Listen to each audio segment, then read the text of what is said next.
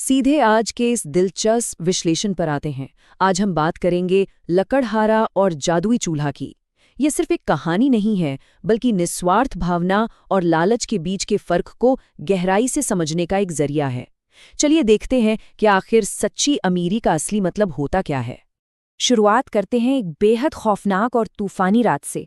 बाहर भारी बारिश और तेज हवाएं हैं और घर के अंदर एक गरीब लकड़हारे की छोटी सी बच्ची चंदा भूख से बिलख रही है। दर्दनाक बात यह है कि घर में सिर्फ आधी सूखी रोटी बची है, जो उसकी भूख मिटाने के लिए काफी नहीं है। ये एक ऐसा मंजर है जो किसी को भी अंदर तक झकझोर कर रख दे। यहीं से शुरुआत होती है हमारे पहले अध्याय की, रामू का कठिन जीवन। अब जरा इस परिवार की हालत देखिए। रामू, उसकी पत्नी गौरी और बेटी चंदा, ये सब एक छोटी सी कच्ची झोपड़ी में रहते हैं। रामू दिन रात जंगल में लकड़ियां काटता है, कमर तोड़ मेहनत करता है, फिर भी 2 वक्त की रोटी का इंतजाम करना मुश्किल है। और ऊपर से ये लगातार हो रही बारिश, जिसने घर का सारा राशन खत्म कर दिया है। इसी भुखमरी और मजबूरी के चलते रामू को अपनी जान हथेली पर रखकर उस भयानक और घने जंगल में जाने का फैसला करना पड़ता है। और उस अंधेरे जंगल में जो होता है, वो हमें हमारे दूसरे भाग की तरफ ले जाता है, जादुई चूल्हे का वरदान। उस घने अंधेरे में अचानक चीजें तेजी से बदलने लगती हैं। रामू को पहले एक अजीब सी नीली रोशनी दिखाई देती है, फिर उसकी नजर ठंड से कांपती एक बूढ़ी औरत पर पड़ती है। अब यहाँ रामू जो करता है वो सबसे अहम है। वो अपने हिस्से की आखिरी आधी रोटी बचाता नहीं है, बल्कि बिना कुछ सोचे उस भूखी औरत को खिला देता है। और इसी एक निस्वार्थ कदम से सब कुछ बदल जाता है। वो बूढ़ी औरत एक तेज रोशनी के साथ एक जादुई परी में तब्दील हो जाती है।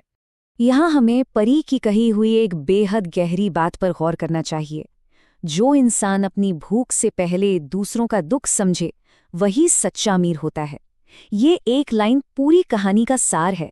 ये साफ कर देती है कि असली दौलत बैंक बैलेंस या सोने चांदी में नहीं, बल्कि हमारी हमदर्दी और दूसरों का दर्द समझने की काबिलियत में छुपी है। इसी अच्छाई के इनाम के तौर पर परी उसे एक जादुई चूल्हा सौंपती है। ये कोई आम चूल्हा नहीं है, बल्कि एक चमकता हुआ पुराना मिट्टी का चूल्हा है, जो पलक झपकते ही कोई भी मनचाहा खाना बना सकता है। लेकिन इसके साथ एक बहुत ही सख्त शर्त भी जुड़ी है। इसका इस्तेमाल सिर्फ और सिर्फ अच्छे कामों के लिए ही किया जा सकता है।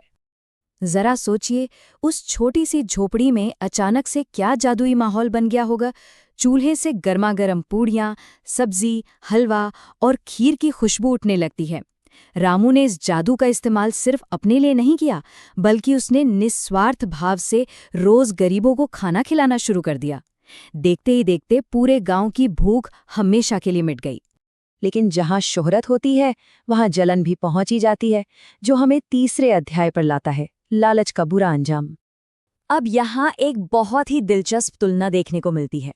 एक ही जादुई चीज है, लेकिन उसके इस्तेमाल के पीछे के इरादे बिल्कुल अलग हैं। एक तरफ रामू है, जो बड़ी ही विनम्रता से अपने परिवार और गांव वालों की भूख मिटाने के लिए खाना मांगता है। वहीं दूसरी तरफ है राज्य का लालची मंत्री भैरव सिंह। वो अपने सैनिकों के साथ आकर रामू से वो चूल्हा छीन लेता है और पूरे अहंकार के साथ सिर्फ अपने मजे के लिए सोने के पकवान और मिठाइयां मांगता है। ये इरादों का फर्क ही आगे की कहानी तय करता है। और फिर शुरू होती है असली तबाही। मंत्री जैसे ही हंसते हुए सोने की मिठाइयों का हुक्म देता है, चूल्हा गुस्से से लाल होकर धधकने लगता है।